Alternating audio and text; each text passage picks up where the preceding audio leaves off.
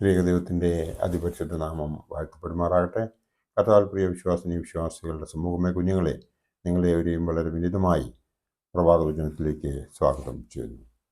ഇന്ന് വിഷയമായി കൊണ്ടുവന്നിരിക്കുന്നത് എട്ട് നോയമ്പ്,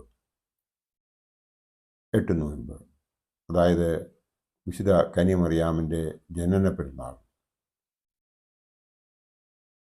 സഭ നമ്മെ പഠിപ്പിച്ചിരിക്കുന്ന അത് 5 കാനൂനിക നോമ്പുകൾ നോക്കണം എന്നാണ്.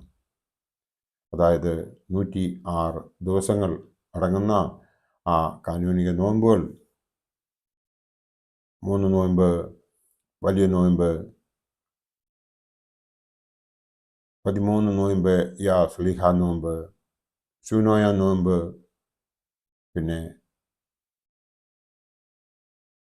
25 നോയമ്പ്. ഇങ്ങനെ 106 ദിവസങ്ങളടങ്ങുന്ന 5 കാനൂനിക നോയമ്പുകളാണ് നാം നോക്കുന്നതിന് വേണ്ടിയിട്ട് സഭ നമ്മെ ഭരമേൽപ്പിച്ചിരിക്കുന്നത്. അതുകൂടാതെ ഉപവസിക്കുന്നതിന് വേണ്ടിയിട്ട് ബുധനാഴ്ചയും വെള്ളിയാഴ്ചയും നമ്മെ സഭ ഉദ്ബോധിപ്പിക്കുന്നു. എന്നാൽ നാം മനസ്സിലാക്കേണ്ടതായ ഒരു കാര്യമുണ്ട്. വിശുദ്ധ കന്യമറിയാമിൻ്റെ ആ ജനന പെരുന്നാൾ എന്ന് പറയുന്നത് വളരെ ഇമ്പോർട്ടൻ്റായ ഒരു കാര്യമാണ്. കാരണം കന്യമറിയാമിനെ കുറിച്ച് കൃത്യമായി അറിയുന്ന ഒരു വ്യക്തി അവളുടെ ജനന പെരുന്നാളിൻ്റെ ആ ദിവസം ത്തിനു വേണ്ടി, അതായത് സെപ്റ്റംബർ 8 വരെയുള്ള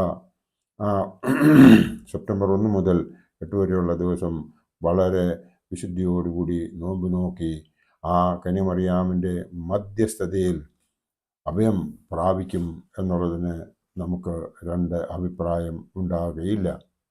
ഭൂമിയിലെ സകല വംശങ്ങളിൽ നിന്നും ഭാഗ്യങ്ങൾക്ക് യോഗ്യതയുള്ളവളും വിശുദ്ധിയുള്ളവളും മഹത്വമുള്ളവളും അനുഗ്രഹിക്കപ്പെട്ടവളും നിത്യകന്യകയും ഭാഗ്യവതിയുമായ ദൈവമാതാവ് ആയ വിശുദ്ധ കന്യമറിയാമിന് സുലിയന്മാരെക്കാളും ദിവ്യന്മാരെക്കാളും സഹതന്മാരെക്കാളും ഔദ്യാനന്മാരെക്കാളും മൽപ്പാന്മാരെക്കാളും ഉന്നത സ്ഥാനവും ബഹുമാനവും ആദരവും പരിശുദ്ധ സഭ നൽകുന്നു.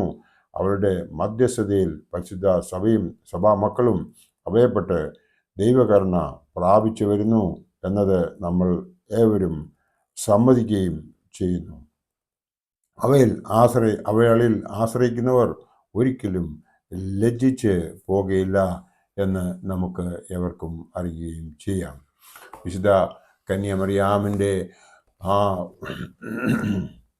ജീവിതം നമ്മൾ പരിശോധിക്കുമ്പോൾ നമുക്ക് മനസ്സിലാകുന്നത് അവൾ വളരെ ചെറുപ്പം മുതൽ തന്നെ അവൾ വളരെ വിശുദ്ധിയോടുകൂടി ജീവിച്ചവളാണ് എന്ന് നമുക്ക് അറിയാം.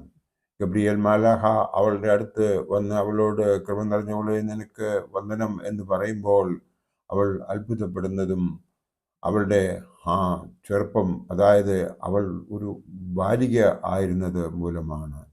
അവൾ ആ ഗബ്രിയേൽ മാലാഖയുമായിട്ടുള്ള സംസാരത്തിൽ ലാസ്റ്റിൽ അവൾ പറയുന്നു, എല്ലാ ദൈവത്തിൻ്റെ ഹിതം പോലെ എനിക്ക് ഭാവിക്കട്ടെ എന്ന് ലാസ്റ്റിൽ പറഞ്ഞ് സ്വീകരിക്കുന്നു. കാരണം ആദ്യം മുതൽ അവൾ ദൈവാനുഗ്രഹമുള്ളവൾ ആയിരുന്നു, ദൈവത്തിന് വേണ്ടി ജീവിച്ചവളായിരുന്നു. അതുകൊണ്ടാണ് അവൾക്ക് ദൈവത്തെ അവളുടെ ഉദരത്തിൽ സ്വീകരിക്കുവാൻ അവൾക്ക് അനുഗ്രഹം ലഭിച്ചത് എന്നുള്ളതിന് യാതൊരു സംശയവുമില്ല. പിന്നീട് അവളുടെ ജീവിതത്തിൽ കടന്നു പോകുന്നതായ ആ 8 വാളുകളെക്കുറിച്ചും നമുക്ക് എവർക്കും അറിയാം. ആ ഓരോ സാഹചര്യങ്ങളിലും അവൾ എല്ലാം സഹിച്ചു എന്നുള്ളത് പരമസത്യമാണ്. അവളുടെ അന്ത്യത്തെക്കുറിച്ചും നമുക്ക് ഏവർക്കും അറിയാം. സ്വർഗത്തിലേക്ക് എടുക്കപ്പെട്ടവളാണ് കന്യമറിയാം എന്ന് നാം ഏവരും വിശ്വസിക്കുന്നു. അതോടൊപ്പം തന്നെ അവളുടെ അന്ത്യസമയത്ത് എല്ലാ സ്ലീഹന്മാരും ഒത്തുകൂടിയതായും ഒക്കെ നമുക്ക് അറിയാം. ഇന്ന് അവളുടെ നാമത്തിൽ ഈ ലോകത്തിൽ ഏറ്റവും കൂടുതൽ ദേവാലയങ്ങൾ ഉണ്ടായിട്ടുള്ളതും അവളുടെ മധ്യസ്ഥതയുടെ ശക്തിയുടെ കാരണമാണ്. വിളിച്ചാൽ വിളി കേൾക്കുന്ന അമ്മ, ആ അമ്മയുടെ പാദത്തിൽ നാം നമ്മെ തന്നെ സമർപ്പിച്ച് ഈ 8 നോമ്പ് ശരിയായ രീതിയിൽ നോക്കുന്നുവെങ്കിൽ അവളുടെ മധ്യസ്ഥതയിലൂടെ അവളുടെ മകനായിരുന്ന ആ കർത്താവായ യേശു ക്രിസ്തു നമ്മളെ എല്ലാ തരത്തിലും അനുഗ്രഹിക്കും എന്നുള്ളതിന് യാതൊരു സംശയവുമില്ല.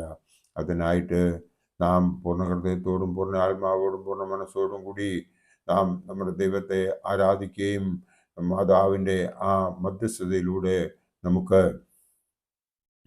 അനുഗ്രഹങ്ങൾ പ്രാപിക്കുന്നതിന് വേണ്ടിയും നമുക്ക് ഏവർക്കും ശ്രമിക്കാം. ഈ ലോകത്തിൽ വെച്ച് അവളുടെ മധ്യസ്ഥതയ്ക്ക് വിലയുണ്ട് എന്ന് മനസ്സിലാകുന്ന ഒരു വേദഭാഗമാണ് നാം വിശുദ്ധ യോഹന്നാൻ ശ്ലീഹായുടെ രക്ഷാസുവിശേഷം 2-ാം അധ്യായത്തിൽ കാണുന്നത്. അതായത് നമുക്ക് ഏവർക്കും സുപരിചിതമായ കാനാവിലെ കല്യാണം. ആ കാനാവിലെ കല്യാണത്തിന് അവിടെ ആ അതിഥികൾക്ക് വേണ്ടിയിട്ട് തയ്യാറാക്കിയിരിക്കുന്ന ചില വസ്തുക്കളുടെ കുറവുകളെ മനസ്സിലാക്കിയ അമ്മ യഹൂദന്മാരുടെ ആ സദ്യയിൽ ഏറ്റവും ഇമ്പോർട്ടൻ്റ് ആയിരുന്ന വീഞ്ഞിൻ്റെ കുറവിനെക്കുറിച്ച് മനസ്സിലാക്കുകയും തൻ്റെ മകനോട് വന്ന് മധ്യസ്ഥത യാചിക്കുകയും ചെയ്യുന്നുണ്ട്. അവിടെ ആ അമ്മയെ അവൻ തിരസ്കരിക്കുന്നില്ല. അവളുടെ യാചന, അവളുടെ മധ്യസ്ഥത അവൻ സ്വീകരിക്കുകയും അവരുടെ ആവശ്യങ്ങൾ പൂർത്തിയാക്കി കൊടുക്കുകയും ചെയ്യുന്നതായി നമുക്ക് ആ വേദഭാഗത്തിൽ നിന്ന് കാണാം. ഇവിടെ നാം മനസ്സിലാക്കേണ്ടത് ആ അമ്മയ്ക്ക് മകനോടുള്ള വിശ്വാസവും അവനെ തിരിച്ചറിഞ്ഞിരിക്കുന്നതിൻ്റെതായ ആ കാര്യമാണ് നാം അവിടെ കാണുന്നത്. അതുകൂടാതെ നമുക്ക് മനസ്സിലാകുന്ന ഒരു കാര്യമുണ്ട്, അമ്മയും മകനുമായിട്ടുള്ള ആ ബന്ധം. ഈ ലോകത്തിൽ നമ്മളിപ്പോൾ നമ്മൾക്ക് കാണാൻ കിട്ടാത്തതായ ഒരു ബന്ധം. അമ്മയുടെ വാക്കുകൾ നിരസിക്കാത്ത മകൻ, ആ മകനെ തിരിച്ചറിഞ്ഞ അമ്മ. അതുകൊണ്ടാണ് ഇന്ന് നമ്മളുടെ ഓരോ ഭവനങ്ങളിലും കാണുന്ന മിസ്സായിരിക്കുന്ന ഒരു ഏറ്റവും വലിയ കാര്യമാണ് നാം ഈ വേദഭാഗത്തിലൂടെ കാണുന്നത്. അമ്മയുടെയും മകൻ്റെയും ബന്ധം. ആ ബന്ധത്തിൽ ആ അമ്മയെ ബഹുമാനിക്കുന്ന മകൻ, ആ മകനെ തിരിച്ചറിഞ്ഞ അമ്മ. ഇതൊക്കെയും നമ്മൾ മനസ്സിലാക്കുന്നുവെങ്കിൽ ഈ 8 നോയമ്പ് നമ്മൾ വളരെ വിശുദ്ധിയോടുകൂടി നോക്കുന്നതിന് വേണ്ടിയിട്ട് നാം ഓരോരുത്തരും തയ്യാറാകും.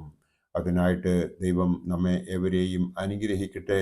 ഈ 8 നോയമ്പിൽ അനുഗ്രഹം പ്രാപിച്ച് അവളുടെ മധ്യസ്ഥതയിൽ നമ്മൾക്ക് ഇന്നേവരെ ഏതെങ്കിലും നമ്മുടെ ആഗ്രഹങ്ങൾ അനുസരിച്ച് ഉള്ള നല്ല കാര്യങ്ങൾ സാധിക്കാതെ ഉണ്ടെങ്കിൽ ഈ നോമ്പിൽ അത് സാധിക്കട്ടെ എന്ന് മാത്രം നിങ്ങളെ ഏവരെയും